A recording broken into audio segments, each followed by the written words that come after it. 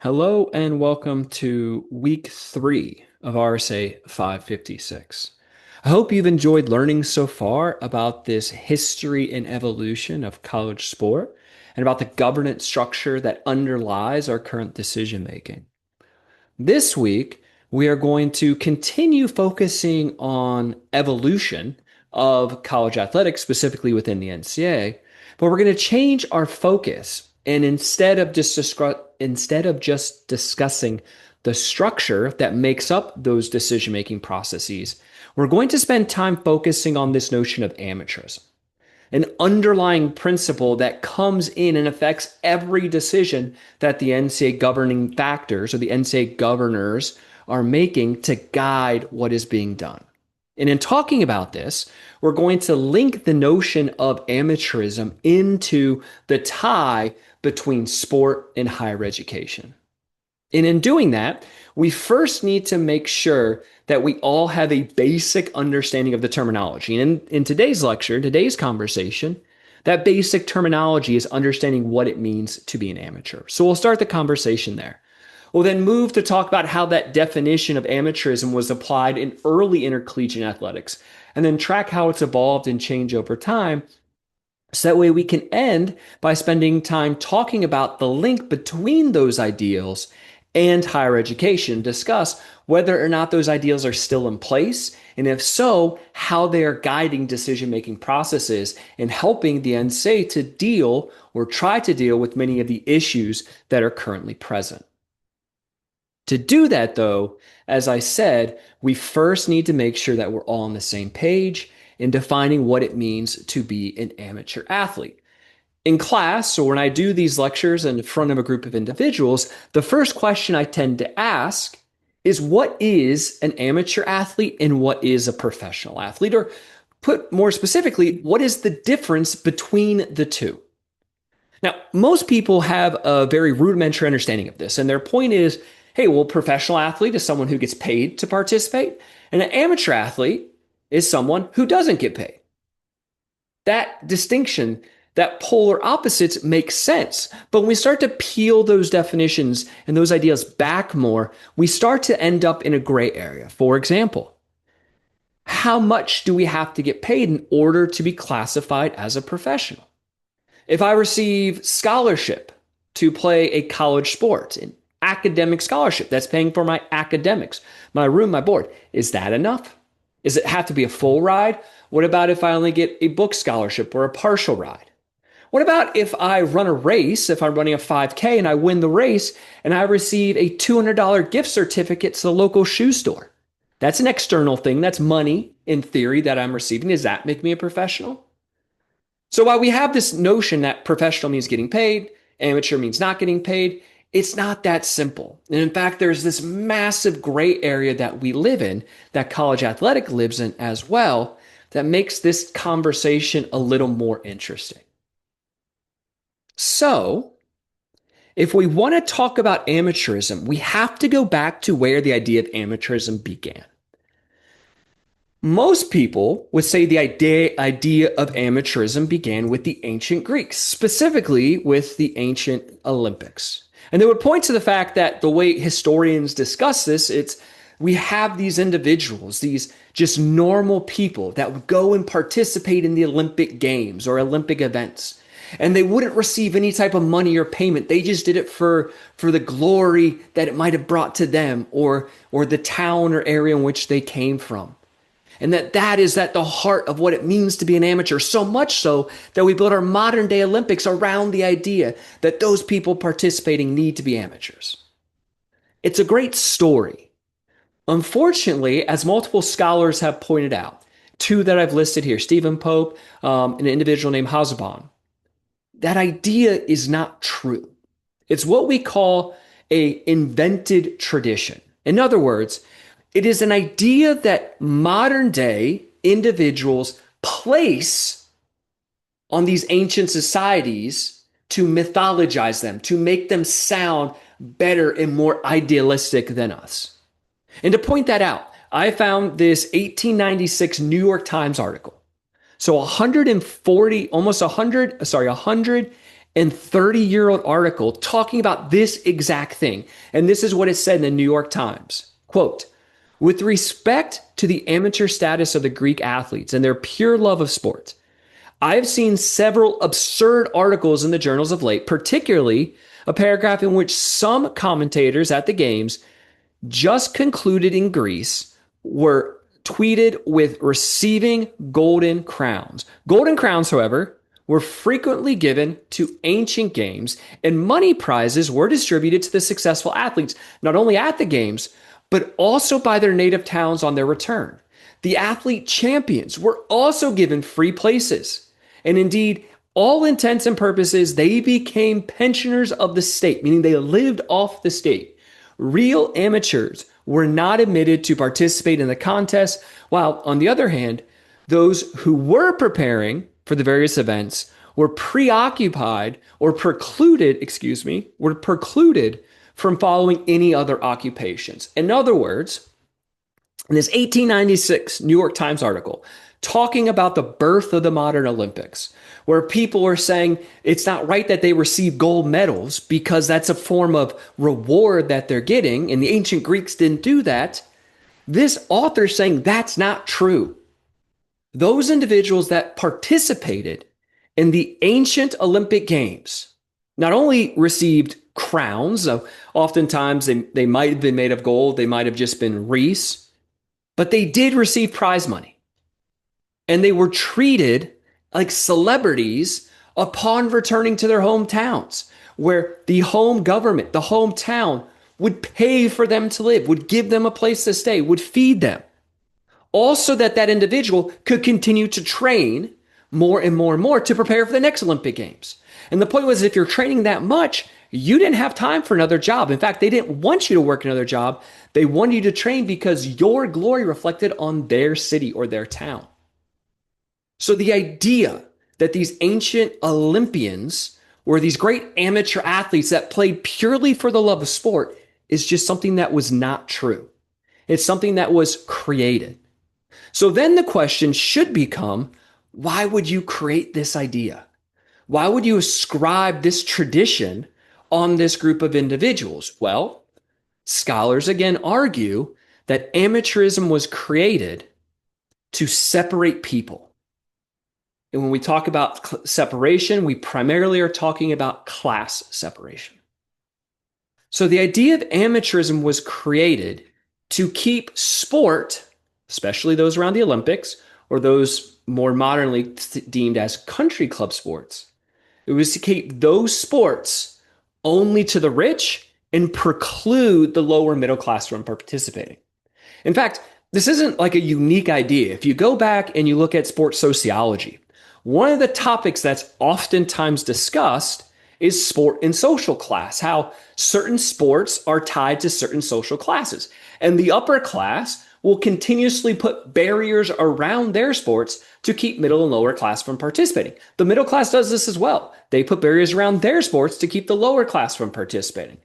So sport creates this class structure where we have things like cricket, golf, tennis, all seen as these country club sports that are only for the upper class.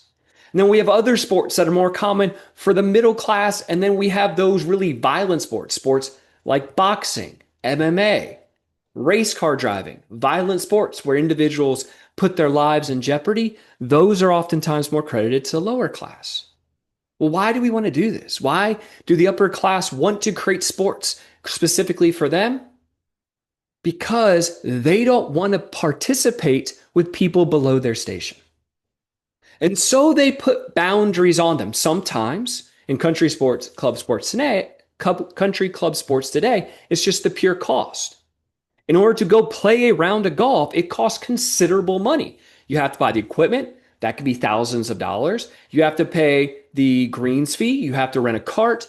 You're talking about just going and playing one round to get the clubs, the cart, all of that costing upwards of a couple $1,000s. Even if you do it on the cheap, you're still paying hundreds of dollars. Well, who has the money to just get rid of on that sport? The upper class. Middle and lower class individuals don't have that. So they use money to separate. They also use time. Golf and cricket, prime examples of upper class sports, the two longest sports to complete.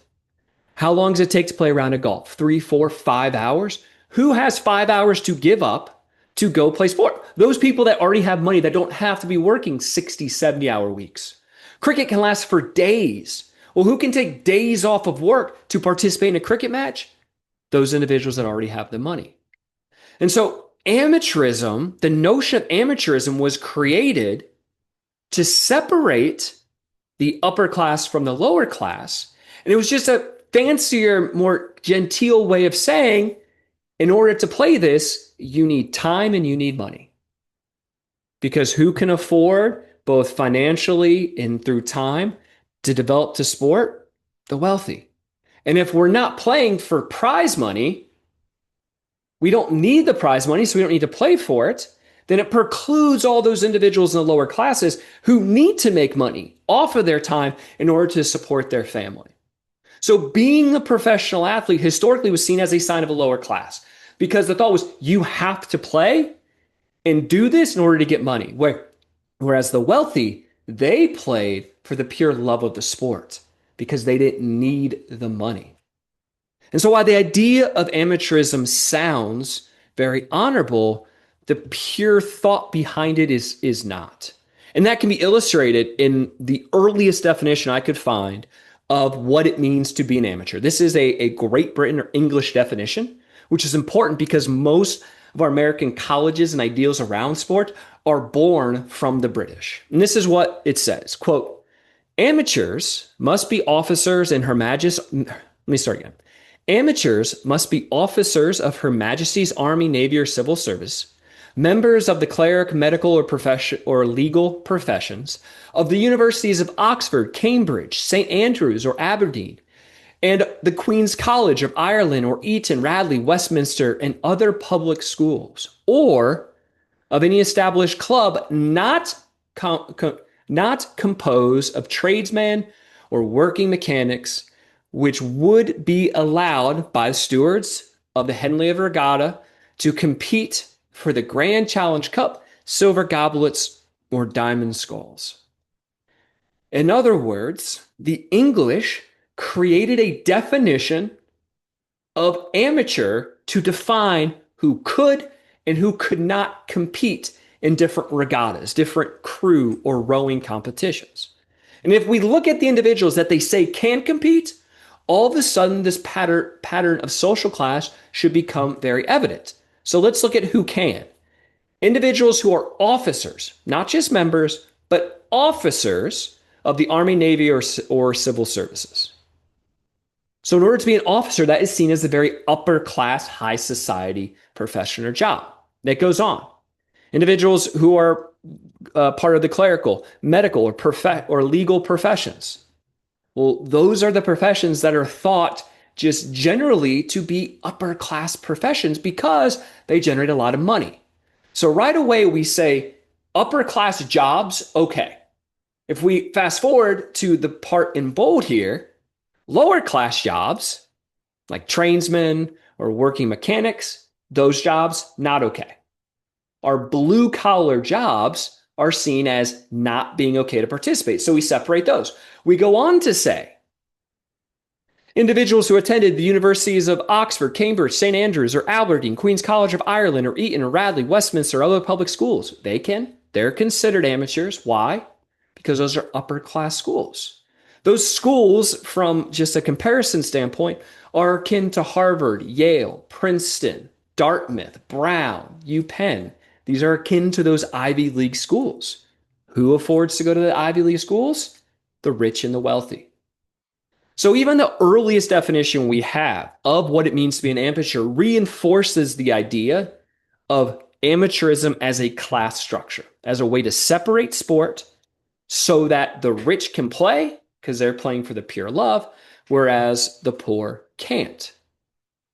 This idea is further discussed in an 1857 book, which brings about the idea of muscular Christianity. Now, Thomas Hughes wrote this book in 1857, or it was published in 1857, called Tom Brown's School Days. And in that book, he discusses the use of sports and physical activity to build up an individual's moral and spiritual formation and make us closer to God. So the idea is if I'm engaging in vigorous rigor, team sports, and any type of manly disciplines, those things were good for my soul, they were good for my body, and therefore I became a better Christian and closer to what God wanted us to be. So muscular Christianity was born out of this idea that physical activity and rigor in sports being a part of that could make me a better Christian. This isn't like some crazy idea today. If you've ever heard of the YMCA, the Young Man's Christian Association, that's where it gets its name from the notion of muscular Christianity. And that idea, again, starts infiltrating all aspects of sport. So those individuals that are engaging in sport in order to make themselves better, moral development. In other words, those individuals who are participating in sport for muscular Christianity, those individuals were considered amateurs because they had a pure pursuit. They weren't seeking money or fame or glory. They were trying to better themselves. So now we have this idea that sport, we shouldn't seek money because we want to separate the upper class and lower class. And in not seeking money, when we participate, we can have moral development, which makes us closer to God, which is a good thing. If you're participating in sport because of the money, because you're trying to win something, that doesn't develop you morally. It actually hurts you because you're probably trying to cheat to win or engage in ungentlemanly behavior, in which case, now you're moving away from God. And a lot of the British ideas of amateurism focus not on the outcome, not on who won or who lost, but on the process of playing. And it focused very much on being a gentleman's sport. And again, we see that trace still today. Golf, which is a Great Britain sport. It comes from the United Kingdom. You call penalties on yourself. Upper class, self-development, moral turpitude game. Tennis. Now, at the high levels, you have linesmen and judges now. But at low levels, you play and you call outs and faults yourself. Why? Because they didn't care about who won as an amateur. They cared about the moral development, this idea of being a better Christian. And so we start to see that tied into our definitions of amateurism as well. In 1884, I found a Canadian definition, so kind of crossing the pond and coming into North America. And they said an amateur is one who has never competed for prize money or staked bet or with or against any professional or any prize, or our new part here, has never taught, pursued, or assisted in the practice of athletic exercises as a means of attaining a livelihood. So now we're taking the definition, we're actually broadening it here. So not only can you not play for prize money, an idea we've talked about, but you also can't teach or coach the sport and receive any money for that. So the idea of paid coaches now actually violates the idea of amateurism and goes against the idea of the upper class. Because again, who can afford to coach for the development, the moral turpitude that it brings? The wealthy. So this Canadian definition adds to it and it brings sport into all the exterior factors, everything that's around the sport as well, not just those participating, which starts now to tie into American colleges and universities and how they defined amateurism and why this became so important. As a recap, though, just from some past conversations, remember, early U.S. colleges emphasized academic and moral development. They saw that, early U.S. colleges and universities emphasized academic and moral development. And to do that, to make sure that that was happening, students' life was very tightly regulated. We talked about the fact that they didn't allow any type of extracurricular activities. You had the same routine every day of the week. You had no free time. You'd wake up, you go to prayer, you go to lecture, you go to lunch, you go to breakfast, you go back to lecture, you go to dinner, you go back to lecture, you go to prayer, you go to bed. That was it. This created unrest in the population. They needed some type of physical activity. They were vandalizing and speaking up. So they introduced extracurricular activities, specifically the idea of introducing gymnasiums and just some minor physical activity to try to work on that. The gymnasiums and just the stretching and basic physical activity doesn't work. So the students start organizing these ball sports, which were initially discouraged, but universities start adapting them. And then they start to compete in competitions, first among themselves at the same college, and then they extend it out to participating again in competitions against other colleges. Now, students were the ones organizing this. They were the ones saying the rules, the boundaries, all of that stuff until sports starts to pick up steam. So remember, 1852, Harvard v. Yale, we have our first crew match. That's organized primarily by the students, but also by an individual named James Elkins, who was a railroad exec. And remember, the purpose of that race, that regatta, the crew meet, was an exhibition. It was being put on to celebrate the opening of a rail line. In order to get the two schools to compete against each other, which again had never been done amongst college students at different schools, James Elkin agreed to pay for the travel, room, board, and prizes to both universities. They agree. So all of a sudden, these ideas of amateurism, which are built into college sport from the very beginning, we're developing and participating in sport on campuses for more development, to get out bad energy so we can focus on education and better ourselves. Well, all of a sudden, Elkins introduces money as somewhat of an external motivation. We will pay you to come compete.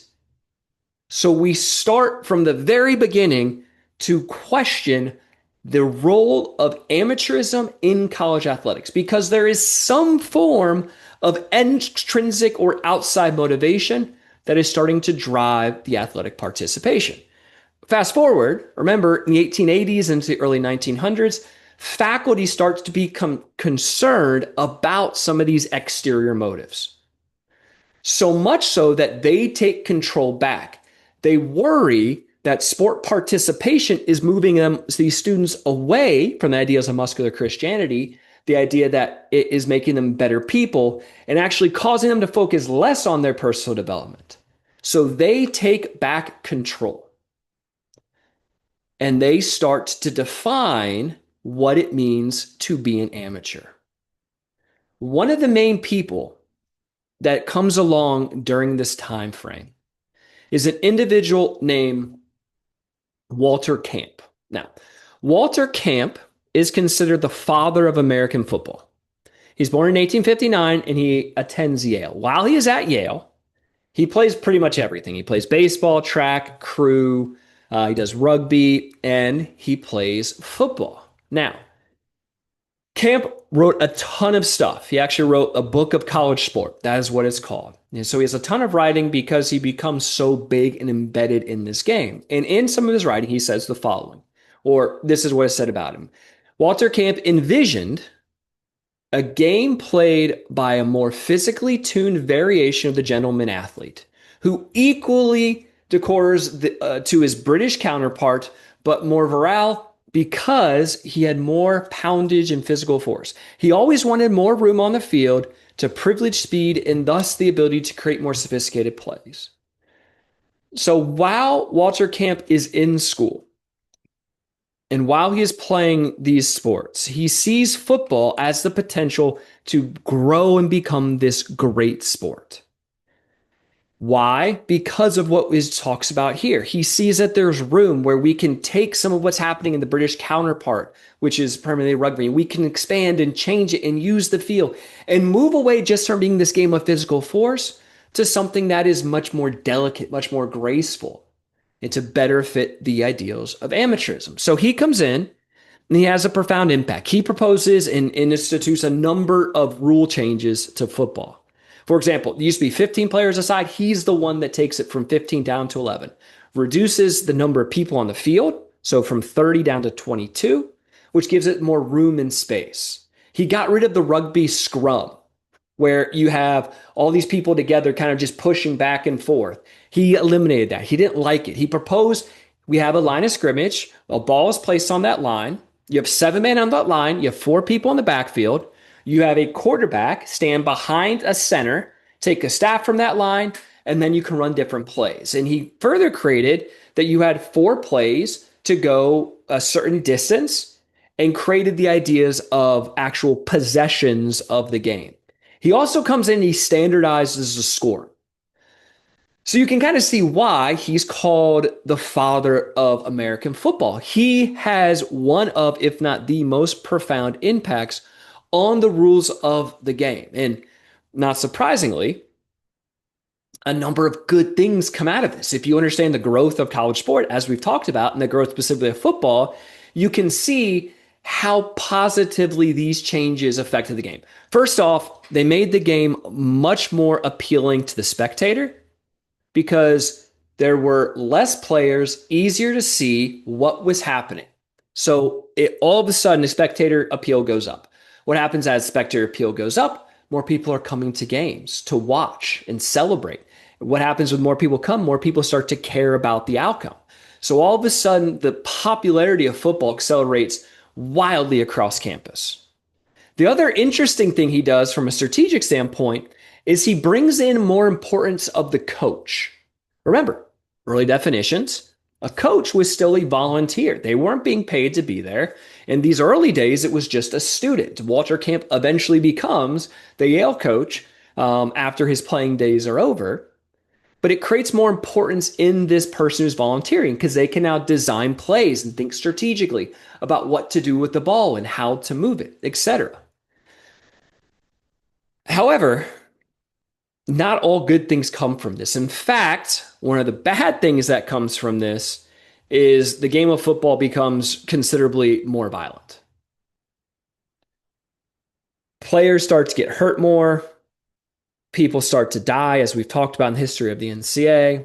So much so that Camp makes the first move away from amateur ideals within football, and he hires officials. Now, the act of hiring someone at all, whether a coach or official, moved us away from that British ideology of amateur sport. Because remember, in the British idea of amateur sport, like golf, cricket, etc., you called your own foul. You called rule violations. It was a gentleman's sport. We care about the process. Well, the game was becoming so violent, and the American ideology was to care more about winning and the outcome. The Camp decides, well, I need to hire officials. And his justification was, well, we need someone that has specific knowledge of the rules because the rules that we're playing by are more complex. Well, how do we make sure that person has specific knowledge? Well, we pay them money to be there. So the violence is combated by officially hiring individuals to come in and be referees, which is, again, a move away from the basic amateurism ideologies. So we saw a slight shift away from it in 1852 with the crew meet when James Elkins agrees to pay the universities to come and be there, pay for their expenses. And now we're seeing another shift by these rule changes that Walter Camp introduces that requires him hiring an official. The justification, again, was football was more technical than rugby. Therefore, we had to have specialized people who had an expertise in what was going on. Camp grows in popularity. His influence on college sport grows and grows and grows. And as I mentioned, he starts writing about what is happening. And so he wrote probably the first, at least in my records, the first true text that I could find, the first book of college sport called Walter Camp's Book of College Sport. In 1893, he publishes this. Now, the purpose of this, in part, is to define the rules that he's created for football and to lay those out in a written form. But that's only in part of the book. What he also does early in this text is he defends college athletics. He wants to make sure that people see college sport as an essential part of college life and a link between the physical training and the moral development and character formation. In other words, he wanted to make sure that the notion of amateurism was maintained. And a lot of what he's talked about is muscular Christianity. Turns out through research that I did, he read he read my apologies, he read Thomas Hughes' book, Tom Brown's School Days, and that had a profound impact on him. And so he wanted to make sure not only that we've redefined the rules here, but he wanted to make sure that college sport was forever linked to those amateur ideologies and that people knew part of the purpose of amateurism is moral development, character formation, which fit perfectly in to the purpose of colleges. Because remember, the goal of college wasn't only to educate, but it was to make these young men into gentlemen. Well, how do we do that? We teach them morals. We form their character. We make sure that they're upstanding citizens of society. Again, college for the rich upper class. We want to make sure they stay that way or develop into that. And so in the book of college sports, Camp talks about that and he reiterates that over and over and over again. Some of the key points he makes to illustrate this. First, he says athletics as education. He says athletics is a form of education and character building. Playing sport teaches us things. Where have you heard that before? Take away the context here in college athletics, but where else have you heard the argument that playing and participating in sports is actually a form of education? A lot of people will say it can teach you about teamwork, cooperation, how to follow authority figure, time management. All of those are educational and character building blocks that can be born from sport. That's our present day argument for the inclusion of sports, not only in colleges, but also in high schools. If you're taking this as a sport management major, if you have a degree in sport management, this is like a core belief of sport, that sport has value, that it can teach individuals. Walter Camp puts that in writing, and he says, participating in being an athlete has educational value. It can develop us and make us better people. And because of that, colleges should allow this on the campus. In fact, they should support it. He goes on to strongly support and endorse the notions of amateurism. He says, in fact, the only sport that has that education and character building factors are amateur sports. Once you introduce money into that, you muddy the waters. All of a sudden, the outcome starts to be more important than the process. And when the outcome becomes the most important thing, people will do whatever it takes to win, including cheat, including lie, including steal. And all of those are counterintuitive to the notion of muscular Christianity. Those are things that don't build your character, they hurt your character. And so the only way for education to truly be brought out of sport is to maintain it as amateur and to keep the professionalization out. Now, he recognized that these external factors could have an influence on the amateur status and that it could hurt this form of development. So he said, in order to maintain these things, we need to regulate sport and we have to put that regulation in the hands of the institution, of the faculty and university presidents. If we leave it up to the students, then we can't depend on them to teach themselves things that are going to build their character. In other words, they will create an entity that is professional, that does away with the amateur ideals, will focus only on winning, and as a result, we won't get the positive outcomes that we seek. In all of this, he continues, as I say, to reinforce sport as masculine. This ties in, again, with the history of the NCAA that we talked about, the history of the men's college athletics, where men's college athletic kind of differs, or men's college athletics and women's college athletics break off from each other. And men's college athletics goes down this road of masculinity. Why? Because masculinity helped in the muscular Christian ideology of developing the individual. The historical importance of all this. Why am I spending time talking so much about Walter Camp? Well, he is the first one that really captures the ideology of intercollegiate athletics. He is the first one to put down on paper this idea that sport is an essential part of character development of college students. And that participating in sport, when done correctly and controlled by the university, when that was done, all these positive things could come. And as you know, in the modern day, we make that same argument. This is an argument made in 1893.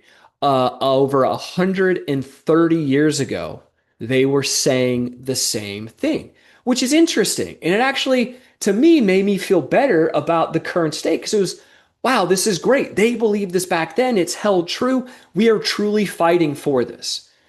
However, despite all of these positive things that Walter Camp was saying, sport still had challenges at the college level. This is a quote from here. He says, "Make no mistake about this. No matter how winding the road may be that eventually brings the sovereign into its pocket, it is the prices of what should be dearer to you than anything else. If a man comes to you and endeavors to affect your choice of college by offers of a peculiar nature, he does not take you for a gentleman or a gentleman's son, you may be sure. Gentlemen neither offer nor take bribes." In 1889, Camp is saying this as a reflection of what's happening with the recruitment of individuals to attend colleges. Again, we talked about this historically when we talked about the development of college athletics. Universities, as the prestige of winning grew, and as people cared more about the outcome, universities were going out there and trying to pay people to come to their university to be on their athletic teams so that they could win competitions. They were paying them money, and it might not even be to come to the university. It might just be to come play for the university's team for a weekend. And Camp points out, and he sees this happening. When you're doing this, it takes us away from being a gentleman. It takes us away from that moral development. And so he's preaching and writing and talking about this all the time. The interesting thing to me is that as Camp is doing all of this, he is also engaged in one of the first ever scandals within college athletics, what's known as the Yale slush fund scandal. So Camp plays or goes to Yale, plays all these sports. He then volunteers, becomes the coach of Yale, and becomes an integral part of the Yale football team and trying to grow that program. In doing that, in trying to grow the program, he and an organization made up of alumni end up creating a slush fund of around $100,000. In other words, alumni were putting money into this fund in a bank, and they were building that fund up, and they were using that money to pay players. What were they paying? They were doing training tables, think of it as giving food to athletes. They were paying for the travel expenses of these individuals. They were also hiring coaches and paying coaches. Specifically, Camp was taking money. So Yale is getting all this money from alumni, putting it into a secretive fund. That fund is controlled by Walter Camp. Camp is then using that money to funnel it into athletics to give his athletes greater benefits so that they do better so that they can win these competitions. Now, $100,000 might not sound like a lot. In today's money, that's around $3.5 million. So a good bit of money is being funneled through this. And Camp actually fights against this coming out. And he stands up to it, is refused to release the records for a long period of time. And it all kind of becomes this big deal. It comes out actually because an individual named James Hagen starts an investigation into it. And he finds this secret ledger of numbers for the Yale Financial Union, which was what the fund was called. He finds this money there. Sorry, not James Hogan. Let me take a step back. A newspaper article or a newspaper journalist finds this Yale Financial Union, the Yale Financial Union, as this private alumni bank account. And it turns out that they're trying to use some of that money at the time to get a star tackle named James Hogan. They wanted to keep Hogan at Yale. He was threatening to leave and go to another school. So they come in and they provide Hogan a suite at a luxury dormitory on campus. They give him an all expense paid trip to Cuba. They give him a commission of every pack of American Tobacco Company cigarettes sold in New Haven. So the cigarettes that were sold, he got packs of those, kind of as like, hey, this is the face of these cigarettes, which is an early NIL deal. And he was also given profits from the sale of game day programs. So they were doing everything they could to keep James Hogan there. Well, a newspaper article or newspaper columnist comes out, starts investigating this, finds the slush fund, finds the fact that all of this is happening. And it's the first look inside of this, what I call this vicious circle of money in football.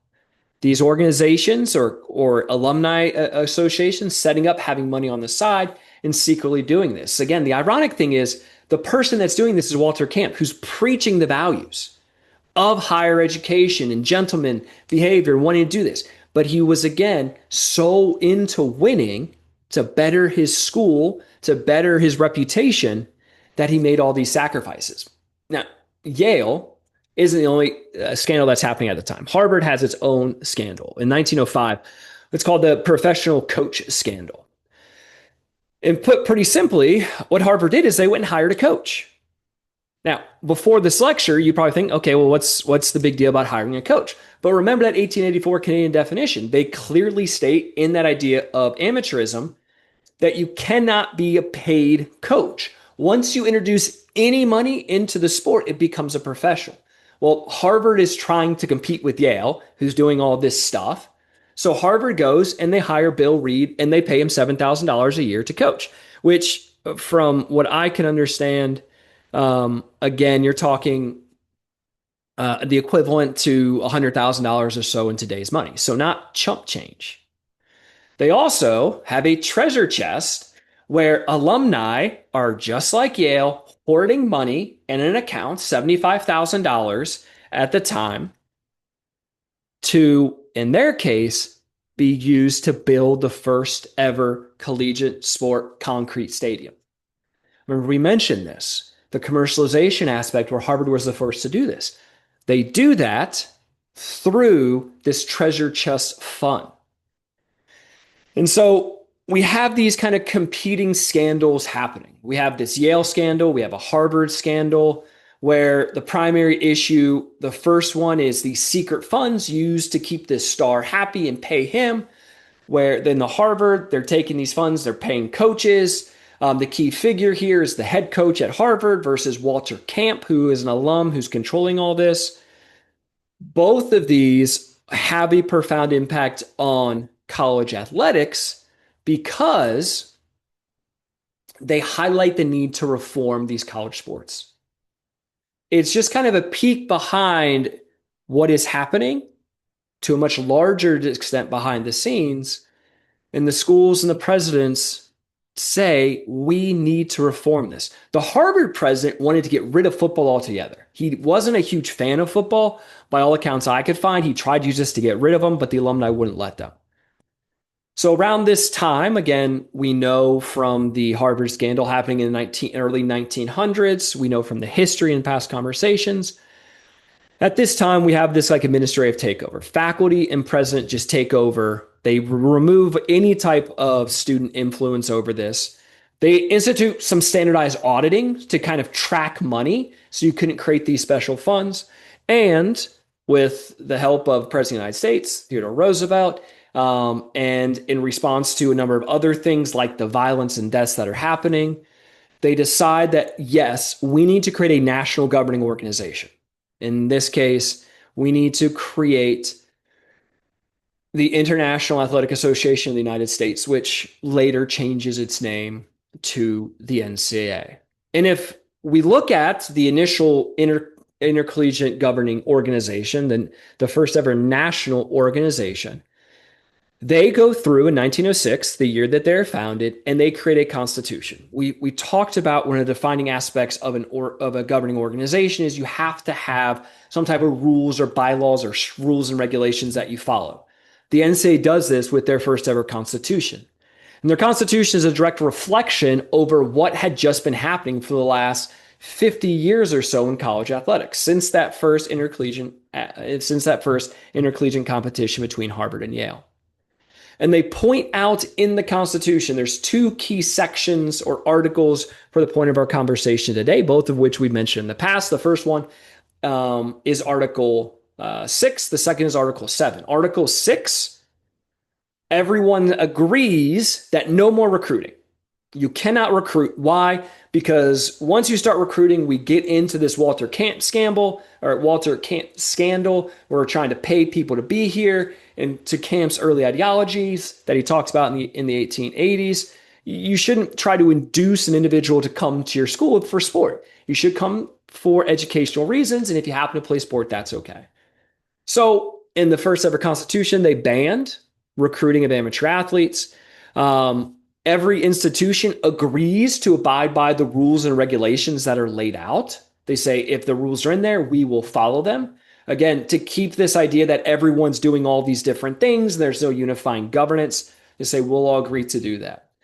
Article 7, though, is the key thing for our purpose today. And that is where they start to define what it means to be an amateur. In Section 1, they say, quote, the colleges and universities enrolled in this association severally agree to take control of student athletic sport as far as may be necessary to maintain them in, quote, a high standard of personal honor, eligibility, and fair play, and to remedy any abuses that may exist. High standard of personal honor, eligibility, and fair play. Why those specific things? Because those specific things talk about moral and character development of the individuals participating, which is a key aspect of sport participation. It's not the end product that matters.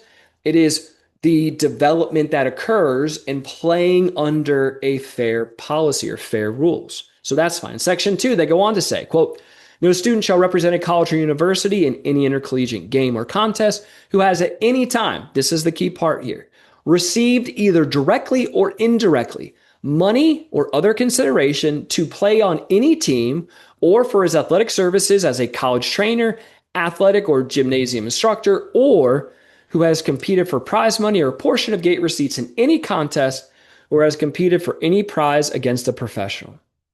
So you can see remnants of what's happened with some of these scandals start to come in.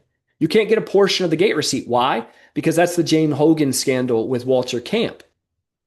And that's seen as an external reward. Can't receive any direct money. Can't be paid at all for any part that you've had in sport throughout history, whether that's coaching or being a gymnasium instructor, in other words, a gym teacher. You have to be playing the sport for the pure purpose of the sport, for the educational value that can come from it, which is discussed in Section 1. So this isn't the first true definition of amateurism that's offered, but it's the first time in the NCAA specifically that they define who can and cannot participate and use a lot of these ideas of amateurism that we've talked about. In 1911, they come out and they offer a more concrete definition. They say, quote, one who enters or takes part in an athletic contest purely in obedience to the play impulses or for the satisfaction of purely play motives and for the exercise, training, and social pleasures derived from the sport. This is the 1911 definition. So now they're speaking to the motivation to participate. We're not playing for the money. We're playing for the joy that the sport can bring to us. 11 years later, 1922, they redefine it again. They say an amateur is one who engages in sport solely for its physical, mental, and social benefits he derives thereof or therefrom, and to whom the sport is nothing more than avocation, meaning a hobby. These definitions from the 1906, the 1911 to the 1922, all are focusing on the moral development of sport. The fact that playing sports can be good for our character and turn us into good people. Once we're not playing for the physical, mental, and social benefits, now we have an external factor driving us. The external factor itself defines us as a professional athlete. And so they continuously are removing that idea of external motivation from sport participation and making sure you're growing as a person and improving as a person. And those are the only people that we want coming out and playing and participating in these sports. As you know from previous conversations, this idea all changes in 1948. In 1948, the NCAA passes the sanity codes. The problem is, up until 1948, for the first 42 years, there's really no, or they're not really, there is no enforcement mechanism. So we have these rules in place, we have these standards, we have these definitions that these are the people who can play and these are the people who can't play. This is what the university should and shouldn't do. We're defining all of that to try to deal with some of these scandals and, again, to redo football to make it less violent. But people aren't following the rules because the first ever constitution says that the individual institutions will regulate this. Well, that's what they tried in the creation of the sport as well. They said, let's leave it up to the schools to do what's right.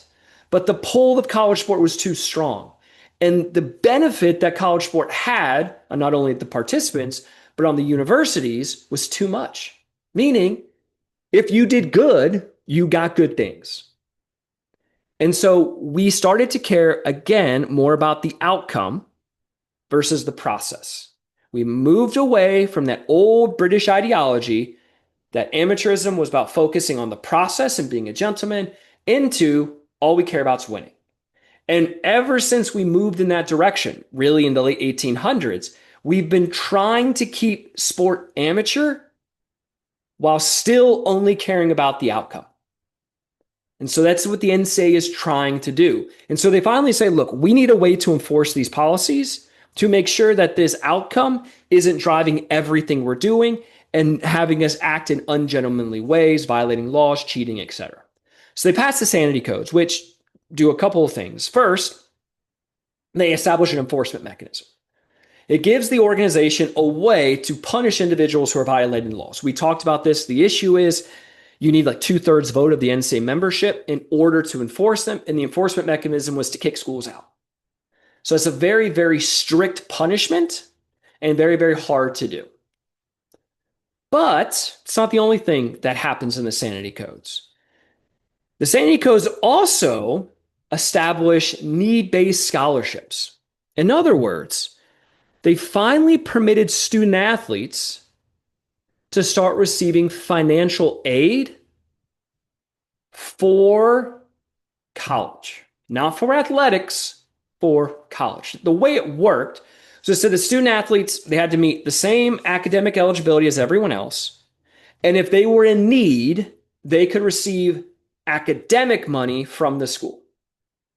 But that academic money had to also be available to anyone else at the school. So the idea of this is, hey, we have a scholarship for anyone who graduates high school with a 4.0 who meets this criteria. Previous 1948, the athlete couldn't take that money. The sanity codes allowed the athlete to now take that scholarship and use it to help pay for their education. However, schools still were not allowed to promise those athletes money in exchange for coming to their schools. So they couldn't say, hey, if you come here, we'll make sure you get this academic scholarship. You had to go through the normal application process. You had to go through the normal process of getting that grant money or that scholarship. And all that had to be separate from athletics. But it's a toe in the water for starting to allow some form of payment to these players. When I say the toe in the water, one of my favorite sayings is be careful. If you put your toe in the water, soon you'll be up to your neck. In other words, once you cross a certain line, you start to lose a sense of where the boundaries are. So you start to do a little bit more and a little bit more and a little bit more and a little bit more. So all of a sudden you're drowning. Well, this is the toe in the water, the sanity codes, which, as you know, in 1952, they go away. 1951, they try to expel 7 schools. It fails. So the sanity codes kind of go away after that. But they bring with it some really key things, such as the introduction of a scholarship academic to the student athletes.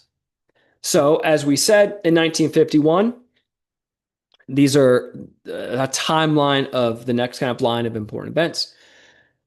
So in 1951, as the sanity codes are going away, we have the first ever executive, and we establish a national office for the NCAA. And one of the most important things in the history of the NCAA happens. He coins the term student athlete. And you would say, well, why is that such an important change in the history of the NCAA? Well, it gets into why the term was coined in the first place, which we haven't talked about yet. So in 1950, there was a workman's compensation lawsuit filed by University of Denver's football player Ernest Namath. He suffered an injury during a spring practice, and he suffered an injury during spring practice, and then he sues the school, wanting workman's comp. Workman's comp is basically saying, look, I was injured on the job, and because of my injury, I cannot work either forever or for a prolonged period of time. But I should be paid still because the reason I got the injury was because of the work. I didn't do anything wrong. I was injured. I want the money from my job still paid to me.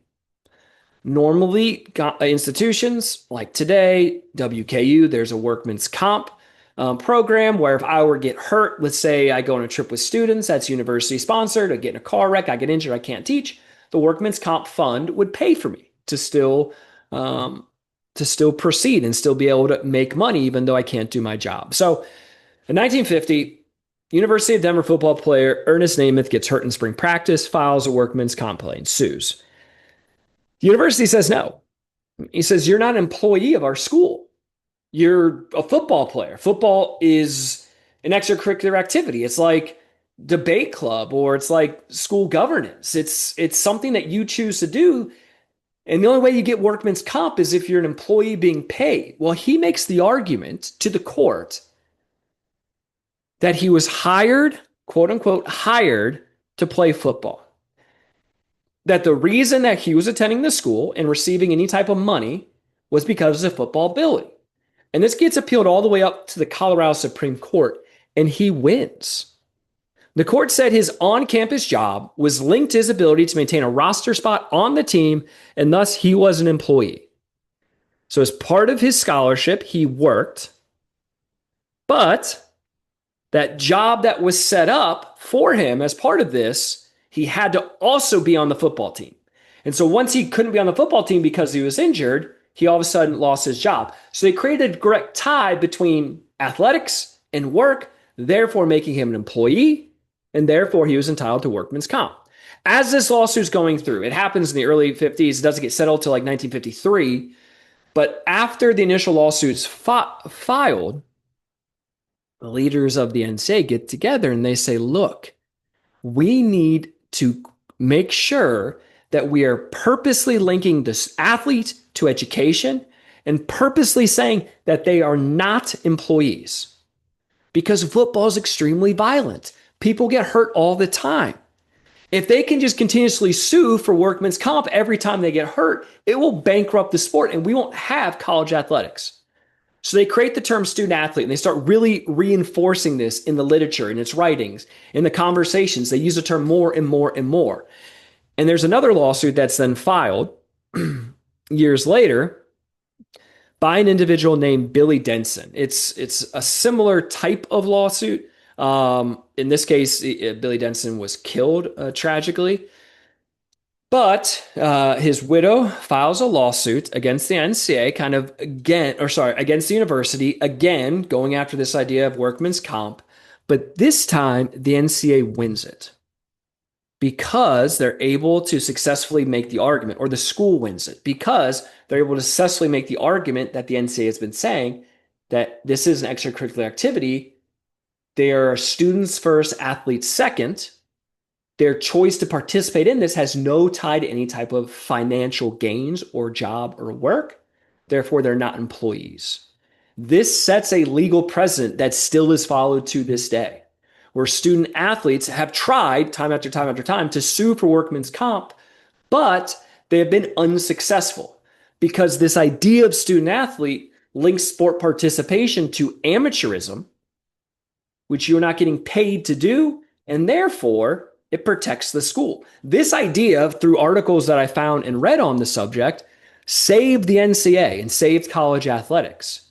You can agree or disagree with it, but the term itself has led to where we currently are today and actually made college athletics survive a number of these lawsuits. So the term student athletes, coined in 1951, to make sure we're tying college sports to those amateur ideals. 1952, we see another major change. We start to allow athletic scholarships for the first time.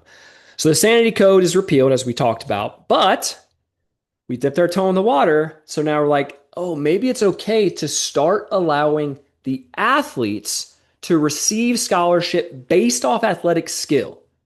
So the NCAA gave the institutions freedom to send up their own financial aid policies. The only thing is that the money had to come from the athlete's school. So if I was going to Harvard and they wanted to give me money to play sports at their school, they could do that as long as the money came directly from them and not from a third party. So not from a donor or a slush fund or something external to the athletic department. So now we're into the ankle where we start to peel back and we start to say, why not just allow them to be paid based off skill? They're still students first. There's still a voluntary participation. They're still not employees because they're choosing to do this. And the money we're giving them, yes, it's because they're an athlete, but all that money goes to cover the cost of school, whether that's tuition, room, board, books, etc. In 1954, then, the Ivy League group breaks away. And they break away specifically because of the 1952's athletic scholarships. They felt Harvard, Yale, Princeton, Brown, Dartmouth, UPenn, Columbia, they felt that the move of allowing athletic scholarships was a step too far and that we were moving away from the amateur ideals. That the fact that we provided pay for athletic ability removed the link in their eyes of the moral development that sport was bringing and now put too many external factors on it. So they said, look, we're going to break away from the NCAA and form our own league. And in our league, all 7 of us agree no one will give athletic scholarships. We're going to focus on amateurism and kind of reconfirm our support of it. They say we're not going to play in postseason competitions. We talked about that in previous conversations because they didn't want individuals playing too much because they felt that it was a distraction. And they set up their governance system around the university president. So in 54, we see this kind of reaction to the 1952 changes. Then 1956, now we're up to our knee. All of a sudden, we start to ride full ride athletic sponsored scholarships. So we say you can receive in total your college tuition paid for, your room paid for, your board paid for, and your books. So we have just increased substantially the amount of money. In addition, they also included $15 a month for laundry. So tuition, fees, room, board, books, and $15 a month for laundry. 1957 comes, and we see the NCAA creates a counter to a pay-for-play kind. So the NCAA passes new legislation to deal with some of the kickback that came from the 1956 idea to allow full athletic scholarship. So the NCAA moved even further in its initial conception of amateurism by allowing these full athletic scholarships. And members began to complain because individuals were accepting athletic scholarships to come play for 4 years at a school, and then they would just stop playing.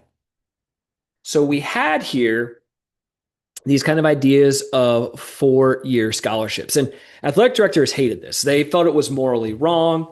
An individual even added that regardless of what anyone says, this is a contract. This is not a two-way street. The athletes are receiving all this stuff out of it. They're getting paid. This is bad for the university. So to address the problem of these 4-year scholarships where athletes were coming, quitting the team, and still getting all this money, kind of using the system to address these issues that this was having with the effect on amateurism, the NCAA passed rules that allowed the athletic team to immediately cancel a scholarship of an athlete who voluntarily withdrew from the school or voluntarily withdrew from the team. The coach could do this at their own discretion. So if you came to school, athletic scholarship for 4 years, you decide you want to drop off the team, I, as the coach, can now drop that money and cut your scholarship off. So it kept some of the abuses. But it starts to create a track record of the NCAA and institutions being very reactive to problems that their policies and bylaws create, which we'll see time and time again. 10 years later, in 1972, student athletes are allowed to now receive awards in addition to their scholarships. What do we mean by that? Well, in 1972, there became a push to allow additional things. So additional things, there became a push to allow student athletes to get additional things in addition to just their scholarship. So, for example, imagine I ran a local 5K, I'm a student athlete, I win the race, and I get a turkey as a prize. Well, previous 1972, that turkey would be seen as an award that made me a professional. It's an extrinsic thing that could drive my motivation, therefore making me a professional. And that became a complaint of student athletes. So the NCAA decided that a student athlete may receive an award for his or her participation in an event, provided that the value of such award is not in excess of $100 and that such awards are limited to mementos and cannot include jewelry, cash, or its equivalents. So again, we start to allow them to receive some money for academics, as long as it's not tied to athletics. Then we say, well, now we can receive money for athletics, and now you can receive a full ride for athletics. And now there's these 4-year scholarships in place where you can get all the money. And then you can receive rewards in addition to the scholarships, as long as it's not more than $100, and as long as it's not cash or jewelry specifically. So we keep pushing the goalposts on what it means to be a professional athlete. Now, you might say, okay, well, small awards, what's the big deal? Well, when we dip our toe in the water, soon we're up to our neck. We'll get to that here in a second. In 1973, to kind of retroactively go back and deal with the problem that these 4-year scholarship had, and to deal with the problem that student athletes start to get upset when their coaches were canceling their contracts. In 1973, new bylaws were passed prohibiting multi-year contracts or multi-year scholarships, So now in 1973, you could get an athletic scholarship, could cover room, board, fees, books, and $15 for laundry. But that scholarship was only for 1 year. And then at the end of that year, your coach could renew it or they could not. But we did away with these 4-year scholarships because the institutions felt like it was a one-way street and that these athletes were taking advantage of it. Fast forward again. Now we're going into 1974. There became another issue, because a lot of athletes didn't play just one sport. So we had athletes playing multiple sports. And so we didn't know how to deal with that. Because if I had played one sport, and let's say I played baseball, and I was a professional baseball player, did that mean I was a professional athlete? Could I not play college sports at all? There again started to become a gray area as we had people do this more and more. So in 1974, the NCAA passed a new bylaw that said an individual could be a pro in one sport, but maintain its amateur status in another sport. The big issue really was with the sport of baseball and the sport of football, where an individual would get drafted out of high school, would go play minor league baseball, would get paid to do that, but would then go to college and play football as well. And they wanted to make sure that individual could maintain that status as an amateur just to play football. I actually found an article from when this passed in January 1974, January 9th, 1974. It's a San Francisco Tribune article. It said, quote, "A student athlete may turn professional in one sport, but retain his amateur status for other intercollegiate sports, the National Collegiate Athletic Association ruled today. This drastic departure from traditional amateur concepts left unclear the amateur status of professional teammates with respect to other national and international sporting organizations. These have generally held that competing with a professional makes a person professional by association.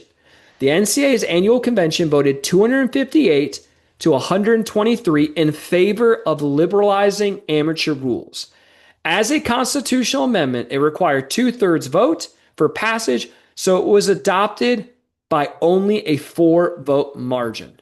Under the new regulations, a player could play per professional league or any level of professional baseball and still remain eligible to compete on a college team in football, basketball, track, or any other sport.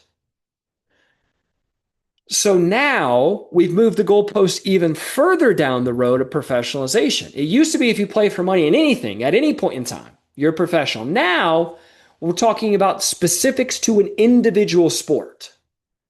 To try to maintain some notion of amateurism in this 1974 bylaw, they did say that the individual could not have an agent. They passed a no agent rule. And that student athletes were also allowed to be paid coaches, teachers, or officials. So if I was playing college football, I could also coach or officiate high school football or youth football, make money from that, but still maintain my eligibility and my amateur status. So moving again to push the envelope. In 2001,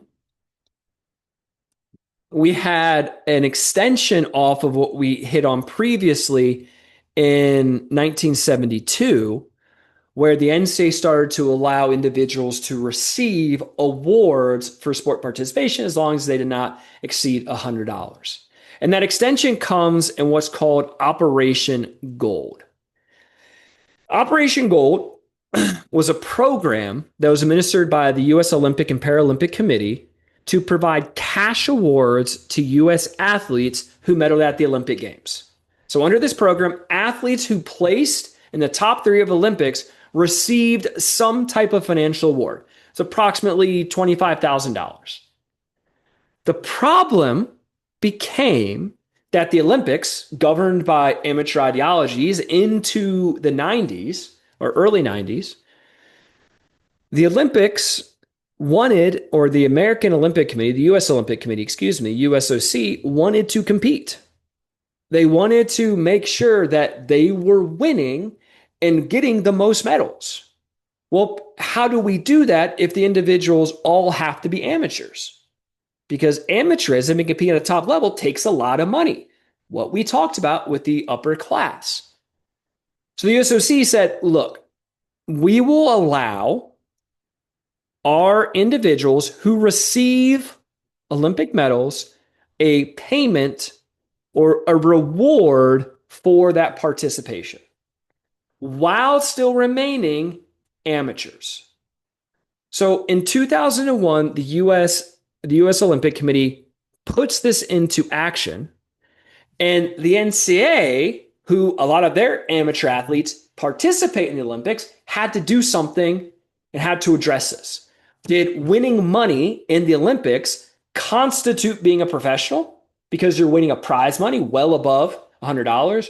Or could they carve out an exception where we change those prize numbers to allow that award while still letting individuals maintain amateur status? I think they went with the latter.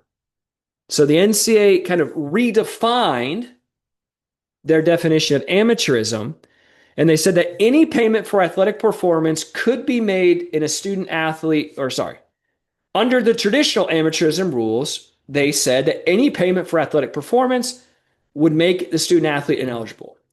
They created a gold medal exception, gold medal rule, that allowed individuals to play in international events like the Olympics to receive prize money from that or receive some type of merchandise or gear, and yet they were able to maintain their amateur status.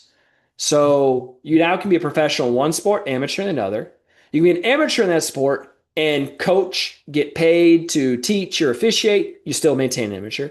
You can go to the Olympics and win money for that and still remain an amateur athlete as well. This Operation Gold Rule really gets highlighted in 2004 in a very famous lawsuit, Bloom v. NCA. Jeremy Bloom was a downhill skier who was very good. He was a professional skier, made it all the way to Olympics. After making it to Olympics, he was also a very good football receiver. He got a scholarship offer to go and play football at Colorado, which in 2004, very good program. The NCAA, however, declared him ineligible. And Bloom said, wait a minute. 1974, you said you could be professional in one sport and not another. And you said in 2001 that I could go and participate in the Olympics. So why can't I play football? Because I've never received money for football. Well, there's a number of bylaws that the NCAA had in place at this time and up previous to this that started to come into play in the lawsuit that the NCAA cited, making him ineligible. And these all deal with forms of payment and how they classified money. So you had bylaw 12521, you had bylaw 12513, and you had bylaw 12411. I'm not going to read the bylaws, but in essence, what these bylaws said is that if you receive money due to your name, likeness, or name, likeness, or image, then that makes you a professional in all sport. So if I use my popularity, my name, my image, my likeness to sell products, I'm now getting paid for who I am, and that breaks over a single sport and makes you a professional in every sport. Well, in baseball, I'm not getting paid for my name, image, and likeness. I'm getting paid for my athletic ability. So I maintain my amateur status in other sports. For skiing, you have to use your name, image, and likeness to get sponsorship deals to generate money to be afford to then travel to these professional competitions. It's a very different economic model. And so that's what Bloom had been doing. He had many sponsorship deals that awarded him money for use of his image in commercials or advertisements. And then he took that money and helped fund his travel and transportation and his competition or his ability to compete in these professional events. Well, he said that the use of that name, image, and likeness was specific to a single sport and therefore should make me eligible in all other sports, according to 1974. The NSA said no. Once you use your name, image, and likeness, automatically, it doesn't matter if it's for a single sport or every sport, you become a professional athlete. And so they denied Bloom's ability to compete. He sues and he loses that lawsuit. He then ends up going on, I think, playing a year or two of professional football after that. But this is one of the earliest famous examples of name, image, and likeness rules that are put in place. The idea being, we don't want you to play sports to grow your image, to be able to profit off of it. You need to be playing sports for the pure love of sport. Fast forward to 2015, and we talked about the governance changes last week. In 2015, the Power Five or the Autonomy Five break off, and they now extend the amount of money again that student athletes can make or be awarded for athletic scholarships. Not only is it room, board, books, not only is it tuition, room, board, fees, and laundry, now there's an additional $2,000 that universities can give you on top of that all to cover other expenses that arise with college. So we went initially from only academic scholarships, and those academic scholarships couldn't be tied to sports at all, and they had to be available to all students, to now we are allowing you to receive additional money on top of everything specifically for sports. And if you're professional in other sports, that's fine, as long as you're not making money off your name, image, and likeness. That all changes in 2001 when we enter into the name, image, and likeness area following a series of lawsuits, one of which reaches the Supreme Court that says that, in essence, the NCAA is illegally restricting the trade or the ability of labor to generate money, and that is a violation of antitrust. States end up passing laws that allow student athletes to generate money off their name, image, and likeness without fear of being punished by the NCAA or governing organizations. In other words, if you compare that to the Bloom case, the NCAA and any other governing entity cannot punish him because he made money.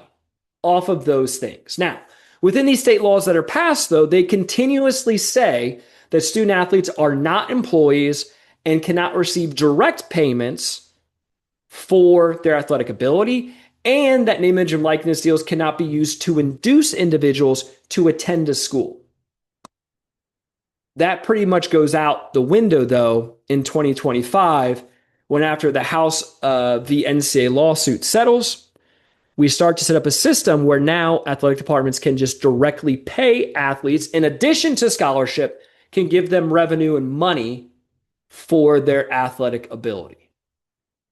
However, regardless of this evolution, regardless of the fact that we are now paying people for their athletic ability, the NCAA still maintains that these are amateur student athletes. So the question you should be asking yourself is like, well, how can that be the case? How can you say that these individuals are amateur when every definition of amateurism we've talked about has now gone by the wayside? We've blown through all of the defining characteristics of amateurism over that time span we just talked about. Well, it comes back to this argument about the role of education with athletics and vice versa, the role of athletics within education. And there's a great article by Miles Brand, former president of the NCAA, where he very clearly defines this. And he talks in this article and says that there's two different ways that we should, or there's two different ways that we could view athletics. There's what we call the standard view, and there's the integrated view. And he says that people that argue for the standard view argue that athletics is an extracurricular activity with limited educational value, similar to like a fraternity parties or student government. It's just something that students do that's not directly tied to what they're learning. This is the argument that would say that it actually is not amateur anymore because they're receiving money and they're not getting any of that moral or character development that we've talked about all the way back in the 1800s. However, Brand actually argues that there's a ton of value, educational value in sport participation. He calls this the integrated view of college athletics. And here he says athletics is a form of education. We've heard that before. And athletics is a form of education and art, we've heard that before, that should be incorporated into a university's central mission. In other words, he's arguing the principles that Walter Camp spoke of previously, that through participating in athletics, our student athletes are gaining valuable education. Now, they're not learning math, they're not learning English or history or any of those things, but they're still getting an education. They're learning teamwork, time management, decision making, working within an authoritative structure or within an authority. And all of these things, he says, it's just like if you were to have a music program on campus. And yes, you're teaching the musicians their specific skills, like how to play an instrument or how to read music. But in doing that, we're developing them as a person and we're giving them these valuable things that all universities are trying to instill. Remember, universities have moved, he says, away from that 1800s model where all we care about is moral development and education. We now care about those things still, but we care about developing the well-rounded person and setting them up for success. And part of doing that is teaching them things that are important that we learn outside the classroom.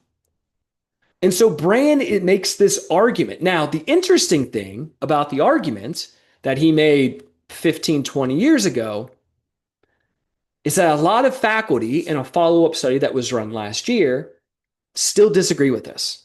A lot of the people at the universities don't think this is the case. They say you can make that argument, but the actual student athletes are distracted from the classroom. They're not worried about their education. They're not worried about this moral development, this becoming a gentleman or a well-learned person. All they're focused on now is the revenue generation. So the current faculty kind of has spoke back against Brand's ideologies and said, yes, that might sound great, but it's actually not happening. But the tenets of this integrated view become the center point for how we have now linked amateurism to higher education. And we can see this coming through by looking through the governing documents of the NCA. I've gone through and pulled a number of things. I'm not going to read everything on these slides, but you can look over them because the highlighted parts here reinforce this idea of the integrated view and the value of sport as an amateur pursuit can have for the institution and the student athlete.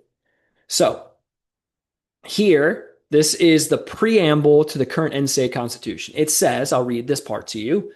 The National Collegiate Athletic Association is a voluntary self-governing organization of four-year colleges, universities, and conferences committed to the well-being and development of student athletes to sound academic standards and the academic success of student athletes to diverse, equity, and inclusion. Full stop.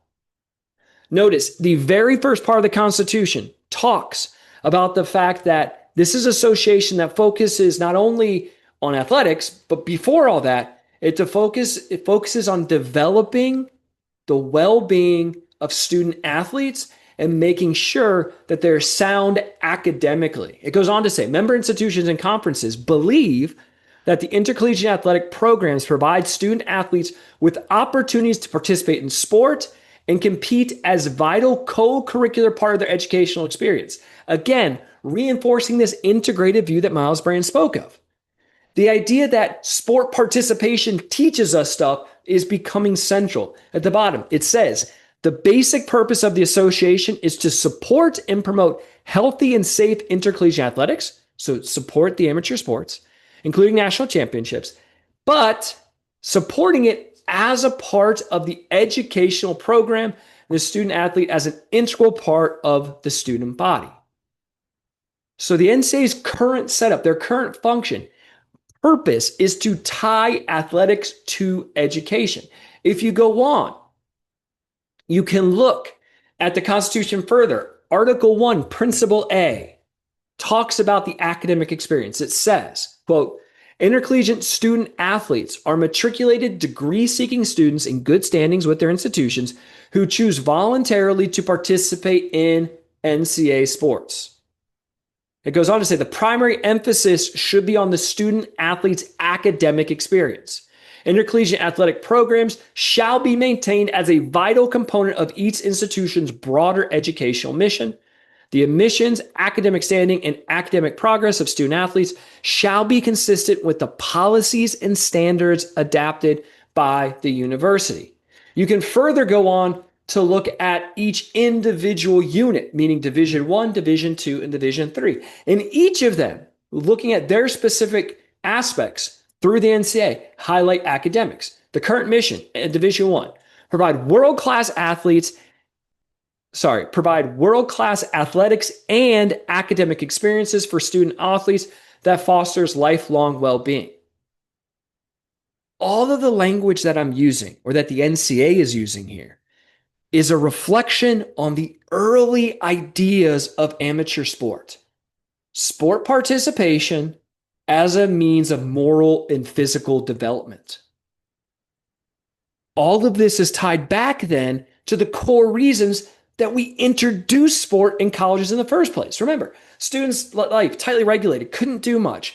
They started to get wound up. They started to act out. So we introduced sport, early forms of sport, to help them get that energy out so that they can pursue their academics. That's what they're saying. Provide world-class athletics and academic experiences for student athletes that foster lifelong learning. Are the priorities student athlete well-being? They say the time required of student athletes for athletics is regulated to minimize interference with academic pursuits. Speaking about that conflict, we are making sure that that conflict isn't too much so you can pursue your education, which is your top priority. Division I goes on to talk about how they work to foster that, primarily with giving money to institutions for scholarships. Now, they call them athletic scholarships, but the purpose of the athletic scholarship isn't paying people to play. Rather, it's paying for their education so that they can learn and grow as individuals. When we move on and we start talking about Division II and Division III, We have different focuses, but the center idea of athletics and academics integration remains. So for Division Two, taken off of the Division Two NCAA webpage, they say, quote, talking about what is Division Two. Says the division is built on the philosophy of life in the balance, meaning student athletes are encouraged to excel not only in athletics, but also in academics, personal growth, and community development. If you go on to look, sorry, if you go on to look at Division Three, which has no athletic scholarships, again, talks about the balance that is fostered by their structure. So in Division Three, it says, quote, Division Three athletics provide a well-rounded collegiate athletic experience that involves a balance of rigorous academics, competitive athletics, and the opportunity to pursue a multitude of other co-curricular, extracurricular activities. Why they're trying to minimize the conflicts, or their purpose is to minimize the conflicts between athletics and academics again. So all the principles that are highlighted on the Division 1, 2, and 3 website that are in the Constitution, all of it stems back to that core thing that we talked about at the beginning. So that leads us to the so what question. At the end of any type of conversation like this, you should be asking yourself, so what? So what? Why do I care about this? Why is this important? We're trying to learn about intercollegiate athletic governments. Why do I care about the history of amateurism and how it ties into higher education? Well, college athletics is founded on the ideals of amateurism and around the notions that athletics complemented academics. That is a central tenet all the way back to the 1800s with the gymnasium movement. That's the founding principles. That founding principle has not changed. It is still there. However, what it means to be an amateur athlete has drastically changed. We went from basically nothing, you just played for fun against individuals at your own school, to all of a sudden allowing competitions between people at different schools, but we focus on moral development, didn't care about outcomes, now we're caring about outcomes. Now we start to allow some scholarship money, then it gets to be athletic scholarship money, then it gets to be full athletic scholarship money. Now we allow small prizes, now we allow big prizes, now we allow NILs, now we allow direct payment. It's changed, but the NCAA still focuses on the amateur athlete. The only difference is, what does it mean to be an amateur? Nowadays, being an amateur is centered not necessarily on making money, but on connection between an athlete and higher education. Now, we don't define amateur as saying, well, an amateur is someone who doesn't receive money, because amateur student athletes do receive money. Now we say an amateur student athlete is a student who is seeking out their degree and benefiting from the development that higher education and athletics can have together. So why does this matter? Why do we care about this? Why have I spent so much time hearkening and talking about this point? Because from a governance standpoint, all of this is now driven by the current, or sorry, let me phrase that. Why do we care about this? Because in governance, we need to understand what's driving the decision making, what's driving what we're doing. Well, our decision making now is being driven by a new idea and understanding of amateurism, not by this old idea that an amateur is one who participates for the pure love of an activity that's not paid or receives any type of funding. No. Now we're being driven by this notion that an amateur is one who comes to college to participate in athletics for the value that athletics can have on their education and growth as an individual. So all the policies that are being made now, the decisions, the bylaws, all of those decisions are tied back to that core concept. So if I'm thinking about things that are happening or issues that are arising, gambling has become a big thing in intercollegiate athletics in the last couple of years. They allowed student athletes, or historically you couldn't gamble on anything. Then they allowed student athletes to gamble on sports that weren't their sports. Now there's been scandals. They're walking it back. All the decisions around gambling, all the decisions around the direct pay to student athletes, all the decisions around things like the transfer portal, All of those should be guided in a good governing organization by the core tenets and values of that organization, by what they're trying to achieve. And the core tenet and value of the NCAA and intercollegiate athletics is still the notion of development of the whole person through sport and education. So as long as we're maintaining that, as long as we're maintaining that link between amateurism and higher education, the NCAA can still persist. That's the last link that we have. Once that starts to fall apart, once we remove that, the NCAA and structure of intercollegiate athletics as a whole is probably doomed because we've taken all other aspects away.